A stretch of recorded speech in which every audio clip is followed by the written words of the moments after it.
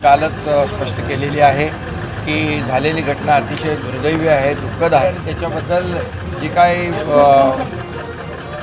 प्रकरण घडलेलं आहे ते दुर्दैवी घडलेलं आहे। त्यामुळे ते जे काही आरोपी आहेत त्यांना कठोर शिक्षा झाली पाहिजे अशा प्रकारचं निर्देश मी कालच CPना दिले, रेल्वे SP ना दिलेले आहेत आणि त्याप्रमाणे कामही सुरू आहे। त्याच्यावर त्याला अरेस्ट झालेली आहे।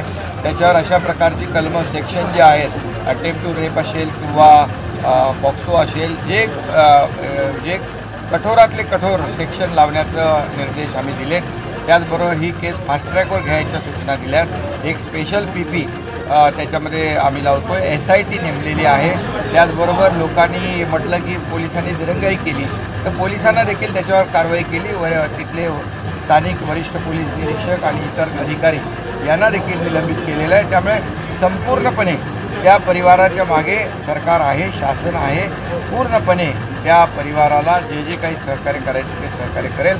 संस्था चालकांची देखील चौकशी करण्याच्या मी सूचना दिल्यात। त्याच्यावर देखील या मुलींना हँडलिंग करण्यासाठी तिथे मुलीच असल्या पाहिजे, महिला असल्या पाहिजे अशा प्रकारचे नॉर्म जे कोणी संस्था चालक पाळत नसतील त्यांच्यावर देखील कारवाई करण्याच्या सूचना मी शिक्षण मंत्री केसरकर यांना दिले। केसरकरांनी स्वतः तिथे जाऊन व्हिजिट केली, गिरीश महाजनांनी त्या स्पॉटला व्हिजिट केली आणि याच्यामधून एकच आहे की भविष्यामध्ये अशा प्रकारची दुर्घटना होऊ नये म्हणून जे काही नॉर्म्स आणि नियम आहेत या नियमावलीमध्ये आणखी स्ट्रिंजन आपण करू शकतो, अधिक कडक नियम करता येतील। त्यामध्ये जिथे ज्या ज्या नॉर्म्सप्रमाणे अशा प्रकारच्या मुली जिथे शिक्षण घेत आहेत तिथे जादाची काळजी घेण्याच्या सूचना मी काल दिलेल्या आहेत आणि भविष्यामध्ये अशा प्रकारची दुर्घटना होऊ नये यासाठी याला फास्ट ट्रॅक घेऊन याच्यावर कठोर कारवाई, कठोर शिक्षा झाली की हा एक संदेश मॅसेज जाईल आणि पुन्हा अशा प्रकारचं कृत्य कोणी करायला धडधडवणार नाही। परंतु दुर्दैवाने लाखो रेल्वे प्रवाशांना काल त्रास झाला। 7-8-9 तास रेल्वे बंद होती। हे खरं म्हणजे व्हायला नको होतं। ही देखील दुर्दैवी घटना आहे। लाखो प्रवासी त्या रेल्वेमध्ये होते, त्यातही मुलं होती, त्यातही महिला होत्या, त्यातही सिनियर सिटीजन होते। परंतु हे जे कालचं जे आंदोलन होतं हे पॉलिटिकल मोटिवेटेड होतं असं माझं म्हणणं आहे।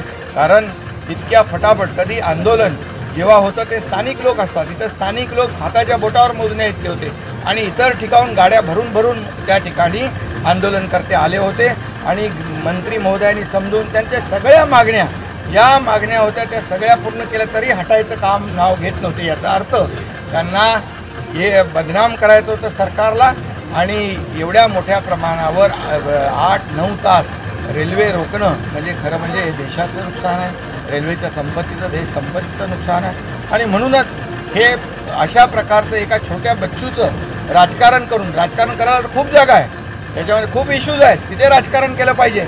या छोट्या बच्चूची दुर्दैवी जी घटना घडली त्याचं राजकारण करणं खरं म्हणजे ज्यांनी केलं आहे त्यांना लाज वाटली पाहिजे, शर्म वाटली पाहिजे। आणि मी हेही सांगतो या सगळ्या गाड्या भरून तिथे येऊन आंदोलन करते सगळं त्याच्यामध्ये CC फुटेजमध्ये आहे, सगळे तुमच्या मीडियामध्ये आहे। यामध्ये जे काही करता येईल आणखी कठोर ते सरकार करेल, कुणालाही सोडणार नाही, कुणालाही पाठीशी घालणार नाही। कोणीही आलं याच्यामध्ये तरीसुद्धा यामध्ये जे दोषी आहेत त्यांच्यावर कठोर कारवाई केली जाईल।